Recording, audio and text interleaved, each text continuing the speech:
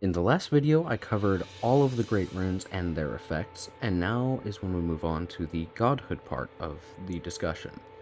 Now, a good starting place for this video is the same as I did the last one, classifying what constitutes a god and grouping them up to see what they have in common. So there seems to be 4 types of beings that I would classify as gods, or at least near gods in the game. This does not include demigods or their offspring. Sorry, Godric, you're left out. The first type are outer gods, and then there is Marika and Mikola, who both ascended to godhood. There's the goddess of wrought form that Millennia has, and the lord of frenzied flame. And then finally, there are Empyreans, which are kind of demigods, but I'll explain further why I exclude them. Now, outer gods are actually fairly easy to talk about, not because they are simple or straightforward by any means. They're absolutely not. They might actually be the single most complex part of all of FromSoft's entire gaming lore across all of their games.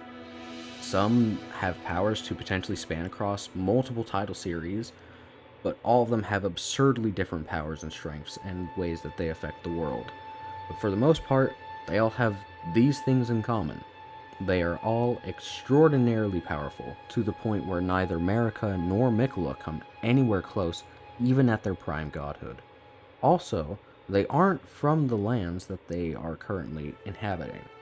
I say inhabiting, but take that with a grain of salt, as spectating may also be just as accurate a word to describe what they really do. They seem to view the land and try to find vessels to take control of the world and mold it to their image. In the case of the frenzied flame, for instance, its physical vessel would take the appearance of the consuming flames. Their influence is felt everywhere they manage to make contact, even if it's brief. The Elden Ring, and by extension the Golden Order that governs the lands between, is headed by the outer god known as the Greater Will, who is so far removed from the lands between that it requires the aid of the 2 fingers and sometimes many hundreds of years to even make contact and communicate with it. We see this when the 2 fingers lock up partway into Elden Ring. The Finger Maiden states that such a long passage of time would be no problem for her, but for others, they may not even survive the wait. The Greater Will takes its physical manifestation in the form of the Elden Beast, which is seemingly an adapted form of a host for the Elden Ring.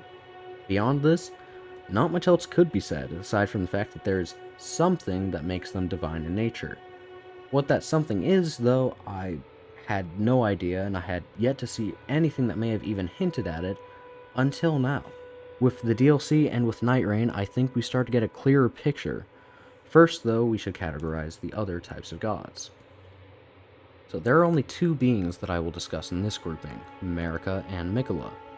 The reason for this is that these 2 ascended to godhood rather than start out as gods or become gods later. Now, becoming a god and ascending, I do believe are different things entirely. The only clues to back up this theory of mine lie in how different the 2 of them were in their ascending process, as well as their connection to the next grouping of gods. To start, Marika had a very bloody and confrontational rise to being a god. In the cutscene for the Shadow of the Archer DLC, we see what appears to be the moment she forges her Great Rune and ascends to become a god. I forgot to put this in the previous video, but when you see the full Elden Ring, you do see Marika's Rune of Eternity in there at the center. It mimics the exact shape she made with herself and the runes at the gateway. At the gateway, there is blood absolutely everywhere, and dead bodies form the basic foundation of the entirety of the Gate of Divinity. And based on the pillars we see floating beneath Anira Limb, dead bodies may also be the basis for all of Anira Limb. Regardless of which one is true, it is a ridiculously stupid high body count and a ridiculous waste of life, but it seemed to be necessary in order to ascend. The message is pretty clear. To become a god, you must sacrifice a lot of other people and take their strength or essence. In a way, it simplifies godhood into just becoming powerful enough that you can forge a Great Rune, as well as obtaining whatever divinity or divine essence stems from. After that, you're done.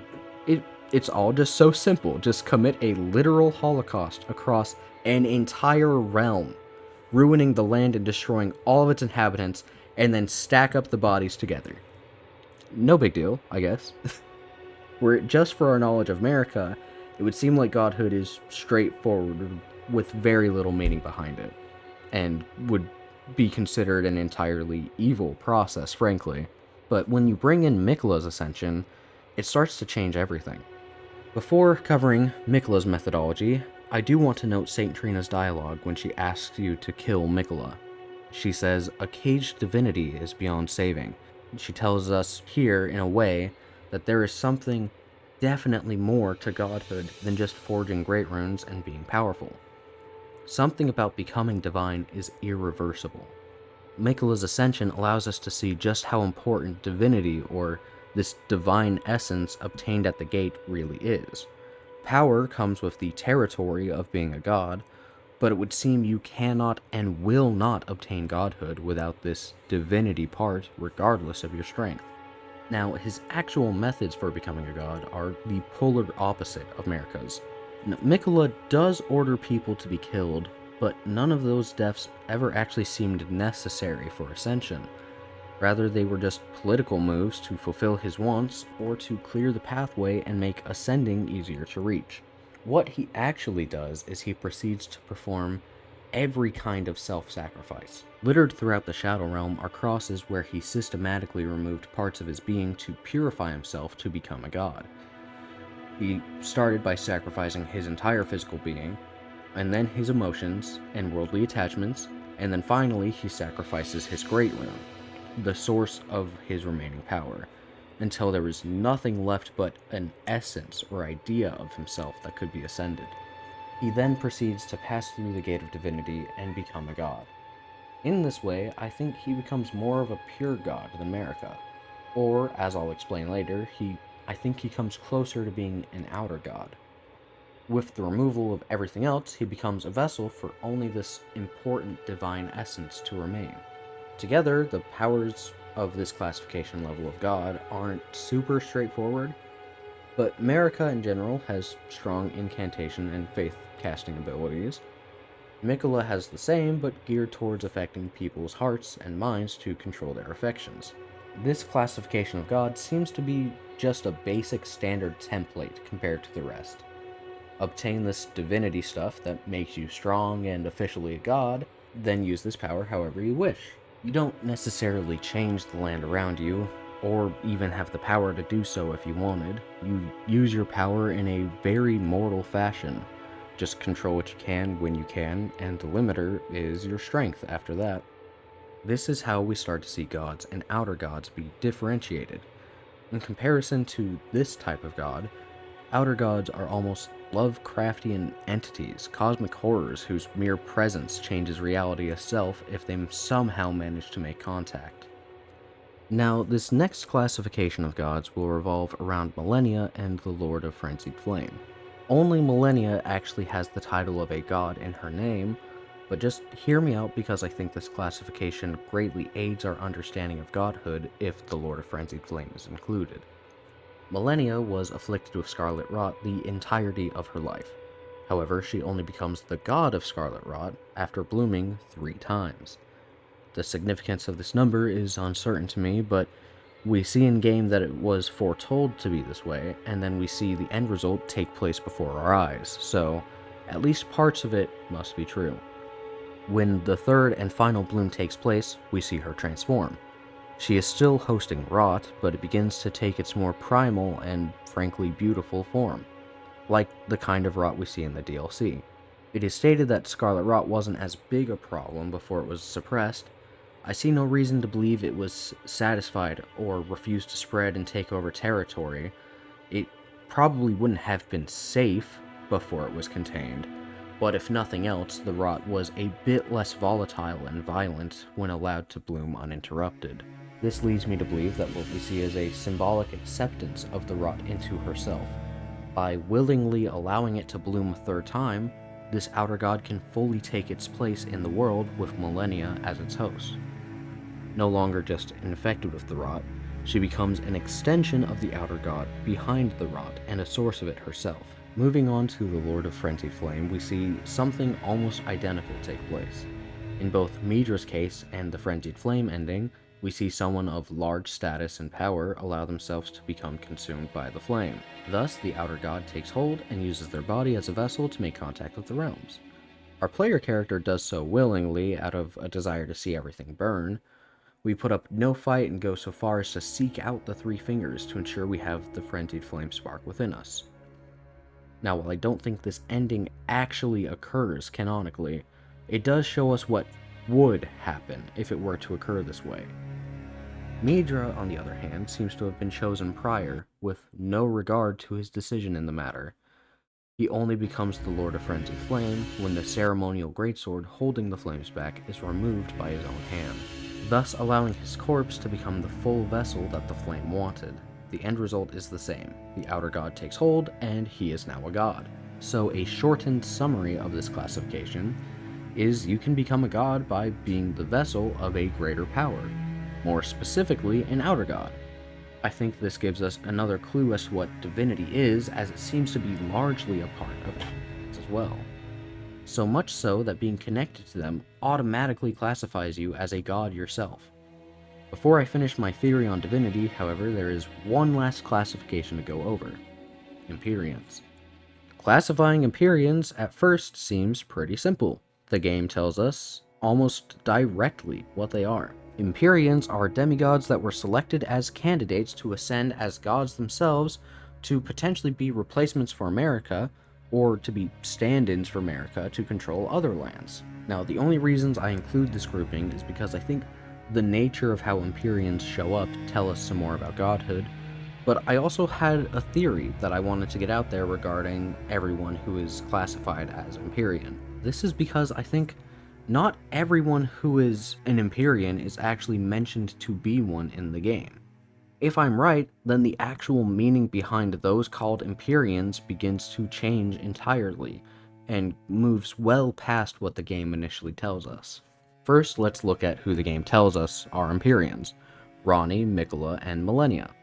Each of these characters are so in-depth that they should have their own lore video, but as I have said, I am lazy. So instead, we will assume you have played Elden Ring enough to understand their characters and motivations. If you haven't, I suggest you find a lore video for these characters. I would personally recommend the channel FatBrett. He has done an amazing analysis of characters for Elden Ring, and I highly recommend his channel and content.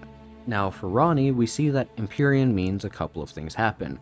You are granted a pair of your own two fingers to aid in communication, and given a shadow to ensure that if you default on your expectations, you can be killed.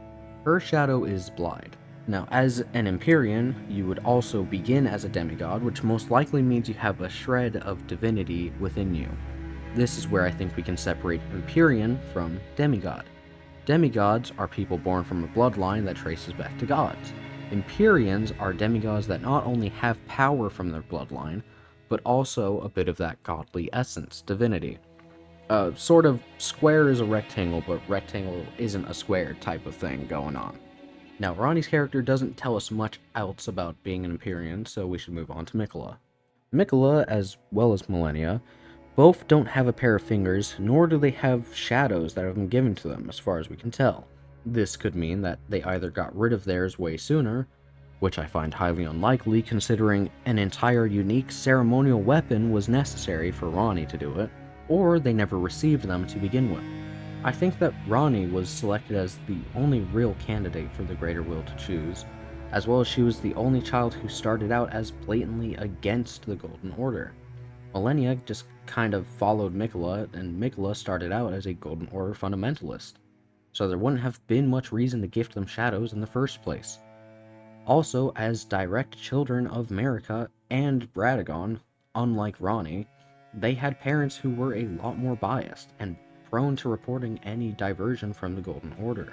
In Mikola's case, we see something peculiar in the DLC and in Night Rain. Just as it was with Marika and Radagon, Mikola and Saint Trina are two halves of their whole. The original base person seeming to be Mikola, as Night Rain describes it, Saint Trina just appeared at some point, and then disappeared just as fast. It got me thinking, what if divinity involves this exact thing here?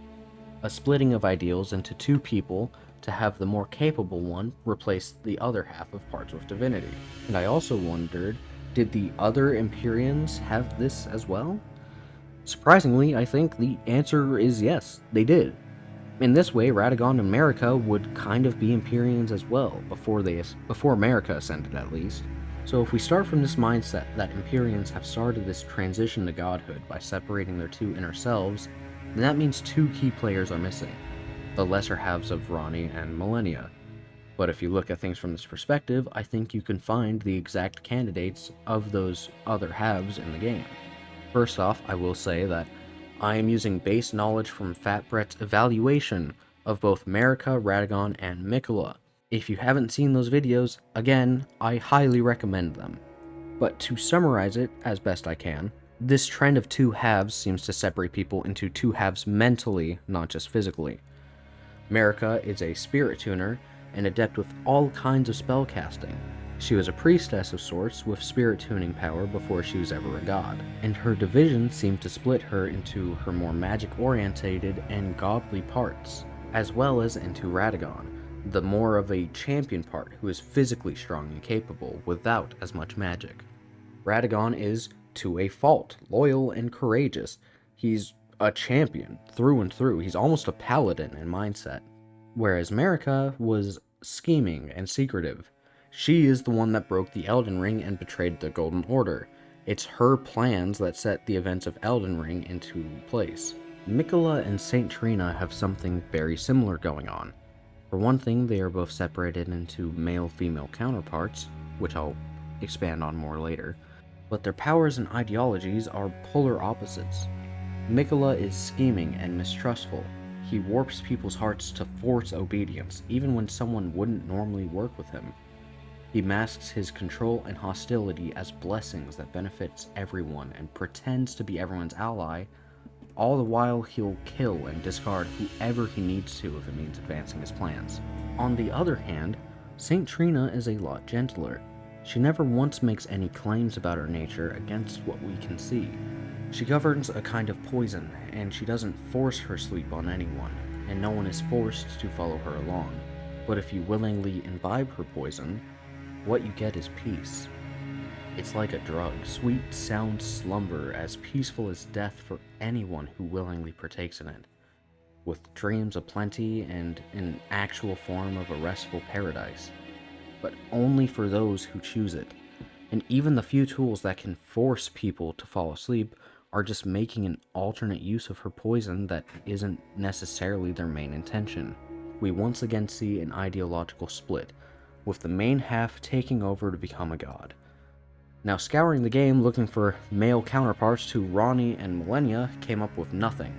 I could not see anyone who fit the description except maybe Godwin, but that would make absolutely no sense, and so I gave up on that train of thought. However, if you forego the necessity for a male and female pairing, suddenly you have two entirely perfect candidates that have been in the game all along. For Millennia's pairing, I think the person we are looking for is Millicent. Now, the first immediate argument against this is Millicent's sisters, but I think we've been going about it the wrong way to begin with. These are Millicent's sisters, just not by birth. See, the sisters and Millicent were part of an order of Valkyries that served Millennia. So in this case, the title of sister could mean sisters in arms, and when we read the description of the rotten winged sword talisman, it even confirms this. It says, a talisman depicting a raised prosthetic blade, an honor bestowed upon the Valkyries who served the goddess of Rot. The four sisters were born in the swamp of Aeonia and came to the Haligtree under the aegis of Gallery, and yet those buds were doomed to never blossom. We see it directly spelt out for us. The four sisters were not blood-related sibling-wise to Millicent. They could still be related, just not as siblings, as only four siblings were born together in the swamp. These are the same four siblings that we kill in the final part of Millicent's questline. With that out of the way, we can start looking for similarities to Millicent and Millennia's life. For one thing, they are both infected with scarlet rot. Millicent was actually being held as a potential replacement to Millennia if she never became the goddess of rot. The kindred of rot hold her in a church to worship the rot inside of her, and there's also the matter of the butterflies. See, plants and butterflies are consistently used to show the presence of the demigods and their plans. Nascent butterflies are seen throughout Nokron, where Ronnie's fate is most affected. Trina and Mikola lilies are present everywhere and show the places that they were. And in this instance, Aeonian butterflies not only show where rot is affecting, but more specifically where Millennia's influence or where the core of rot's influence is found. And wouldn't you know it, a place with multiple of those butterflies just so happens to be the direct surroundings of Millicent. There are only 2 other places in Caelid that have more than one butterfly, and both places happen to be extremely important.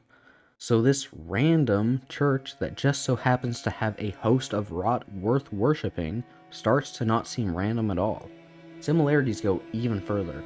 Both are affected by the rot in the exact same way. Both need to have a prosthetic on the same side due to their loss of limbs. Both are incredible swordswomen of great skill. Talking with Gallery after Millicent's questline confirms that she was to be a host of the rot, as his last words consist of him asking why she and Millennia would forsake the rot, and why Millicent removed the needle to die to prevent it. Millicent also expresses a connection to Millennia that she never gets to explain really throughout the questline. It gets difficult to know for certain, as she has suffered memory loss when we meet her, and as for a difference in mindset halves, I think we finally see that part take place in the later dialogue of her questline. I am of Millennia's blood, but in what capacity I know not. I could be sister, daughter, or an offshoot. Whatever the case though, I am certain of a kinship between us. There is something I must return to Millennia, the will that was once her own, the dignity, the sense of self that allowed her to resist the call of the Scarlet Rot, the pride she abandoned to meet Radon's measure. It is practically told to us directly. We know that if she were Millennia's sibling, there would probably be more to her than just Scarlet Rot, as the Rot already selected Millennia as its host. She could be a child of Millennia, but that is hard to prove. But then she mentions being an offshoot.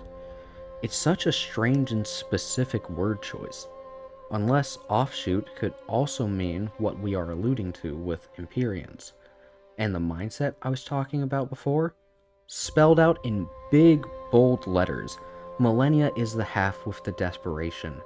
Her loyalty to Mikola seems honorable, but it could very well be mind control from Mikola's part, so all we really know for certain is that the warrior of great pride at some point switched into only caring about the results. Millicent is the other half with the pride, the honor, all of the things that made Millennia's tale extraordinary even without the swordsmanship. Millennia once assaulted all of Stormvale after an insult to her honor, and then left Godric alive when she realized he was too cowardly to be worth killing. This is not the kind of mindset Millennia seems to have anymore, but it is one that Millicent seems to have. With this, I think we can confirm for certain that yes, Millicent and Millennia are a pairing. And furthermore, I think Millennia's first bloom is probably the event that caused them to split. As the Outer God proceeded to infect her with its divinity, she split apart, and only the half with the mindset to resist the rot would be cast aside. With this done, we can move on to Ronnie. Ronnie doesn't have a physical body anymore, instead she inhabits a kind of doll, so finding similarities should be impossible, except it isn't. Now, I've seen a lot of theories and even full-blown evidence as to who the Glowmite Queen is, and all signs point to Melina. But whether or not that's true, I think Melina is Ronnie's other half. And in some ways, their combined form being the original Glowmite Queen kind of makes sense, albeit very loosely, as the lore for the queen is already vague, and this part is just a theory. We know Melina lives on burned and bodiless, in her own words, and we do see Ronnie's real body in the world of Elden Ring, completely burnt up and destroyed after her ritual. So physically, they do both match. They live on only in spirit form, as well as they both have to seem that glowing, signifying eyes with the strange tattoo markings on their face. which is the main evidence for Melina being the Glow-Eyed Queen as we see in the Frenzied Flame ending. Now, the difference in mindset is a bit harder to see as both figures are shown as helpful to us through the gameplay. But if we look at a comparison of deeds, we do see opposite ways of thinking start to take place. For one thing, Melina is almost blindly loyal to Marika, a kind of loyalty that we don't see in Ronnie. She is almost always scheming, and she seemingly can't rest until she is the one in charge of everything, while Melina is just content to just listen to her mother. Marika as her mother figure does pose another huge issue. Ronnie is the child of Radagon, not Marika. Now, this is the only reason I claim this theory to be a theory and not a fact. However, we do know that despite being separate people, Radagon and Marika are still the same entity. So this theory hinges on Melina claiming Marika as her birth parent, despite Radagon being the one who was physically there. Now, if her loyalty extended as far as rejecting Radagon to instead be loyal to Marika, then everything makes perfect sense. Including the Glow-Eyed Queen theory, it even strengthens this further. Ronnie knew Malekith had the Rune of Death. She had to know for certain in order to convince the Black Knives to help her steal fragments of it. And if she and Melina were the Glow-Eyed Queen, then obviously they would know who has it, and it's because it was them that it was stolen from. It even explains why Ronnie, out of all of the Empyreans, has a shadow when none of the others seem to. She has already proven to be violent and wants to kill the gods to progress her own goals. Furthermore, Radagon doesn't have a shadow while Marika does. Clearly, shadows are only given to the half that is seen as a threat, or at least the half that is known of. And I just thought of this just now, because I didn't even realize to think about this at first. But if Marika were to be the one that gave birth to the other half, and both Marika and Radagon were involved in child-making processes, that would make them still kind of twins or the same person, just released from two different halves of the pairing, which could actually explain why they're split up. And I just thought of it right now in the middle of recording, so I haven't put as much thought into this part of the dialogue. Forgive me if that doesn't quite make sense, but I don't know, hopefully it does. But it all seems to line up. The Glow-Eyed Queen, Ronnie Melina, takes the Rune of Death after it is taken out of the Elden Ring. As Marika inputs her Rune of Eternity to take its place, they proceed to start their god-killing ways, to which Marika puts a stop to it as immediately as possible. Recognizing that one half is responsible, not the other, she makes sure that the half not loyal to her is the one noticed and is the one given fingers and a shadow. Then Ronnie's plan commences, and once both spirits are freed from the physical vessel, Melina is able to do what she wants, and reject Ronnie's initial plans to instead side with Marika. Burning the Erdtree and the release of the Rune of Death is something that Marika personally deemed okay if it was needed to put an Elden Lord on the throne, and so Melina sees it through. And as for Ronnie's plan, if she had fragments of death, which could kill demigods, why didn't she try it on the fingers? Because she knew it wouldn't work. Not only did she know that the Rune of Death doesn't cause instant death, she couldn't reach the full rune anyways, so its power is beyond her grasp for the moment. And her previous usage of the rune allowed her to know exactly what its limits of strength were. She needed to be rid of her flesh, and thus her other half too, but for the fingers, she already knew of a cult-like society that foretold the very thing she was after, and thus she knew exactly what was needed in place of that rune to kill the two fingers. If all of this is true, it tells us that splitting apart into two steps is a necessary step for godhood, or at the very least, it is a byproduct of obtaining divinity. And I think it tells us exactly what divinity actually is, which I will go on to in the final part of this when I also talk about grace.